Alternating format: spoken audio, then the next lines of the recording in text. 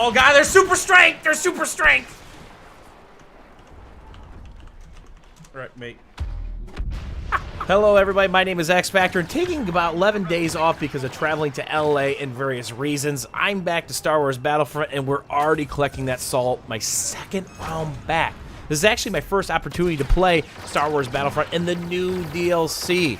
This is my first time to get my hands on the new game mode. We streamed a couple rounds last night and actually had a lot of fun. This is Turning Point. It might be my first or second favorite game mode now, and of course Walker Assault has got to be there. And we're going to go over the premise and basically why I like this game mode so much. So I come from the Battlefield series. There's this thing called Rush, where these MCOMs are set up in a linear progression, and you can't advance to the next set of MCOMs until you capture both of the previous. But unlike Battlefield, they made this pretty easy on the first set, a little bit harder in the next set, a little bit harder in the set after, and really hard on the last set. Some of the Battlefield maps lay out like that, but some of them, the first set of MCOMs is the hardest. Therefore, a lot of the times, as an attacker, you never see that second or third set where the map really opens up, breeze, and gets absolutely crazy. So here's the premise. The attackers, the Rebel Scum, have 3 points they can take on the first set. They only need 1. Now, this is kind of Rush meets Conquest from Battlefield, right? So they need to get in this cap zone, this very small circle, and they need to have more bodies than us, muscle us off it, and just cap it. Now, here's the difference than Conquest. In Battlefield, you can take the point back, much like Supremacy in Star Wars Battlefront. Not in this. If they get it halfway, if you kill all the Rebel Scum, you're stacking 4 Imperials and a bunch of Stormtrooper boots on that point. Doesn't matter. It's not going to go back towards your side. The damage is done. It's halfway, allowing them to flank another way or work on the next point. So, the first set's got 3. They just need 1. And obviously you see the timer up front. The next set is 2.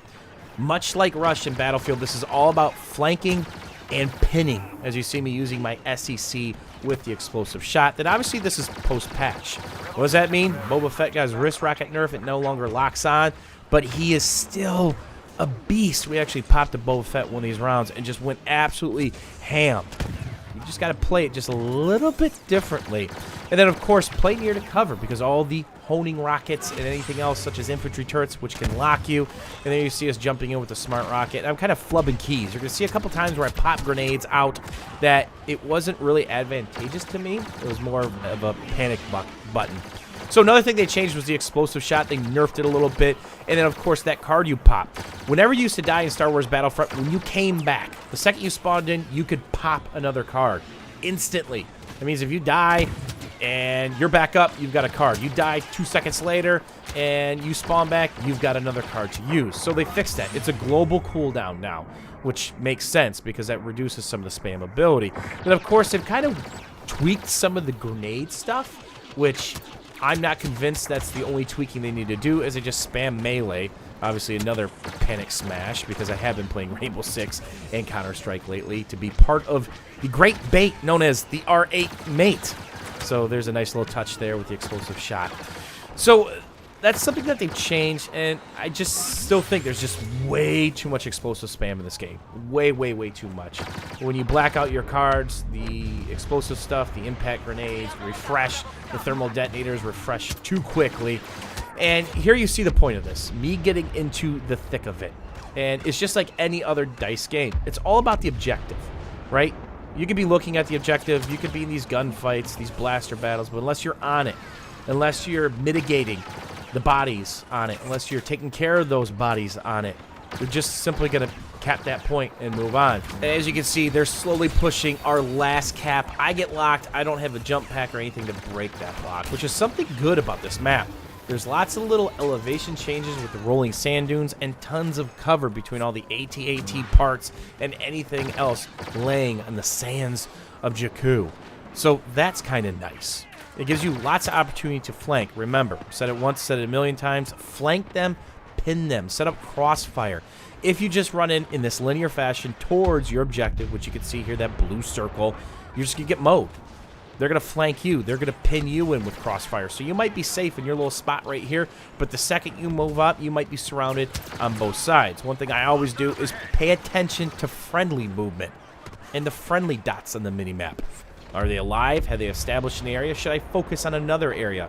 Should I focus on back raging from another side, getting behind them with my jump pack? And that's why I think the jump pack will never be replaced in any of my kits. It gets you out of trouble.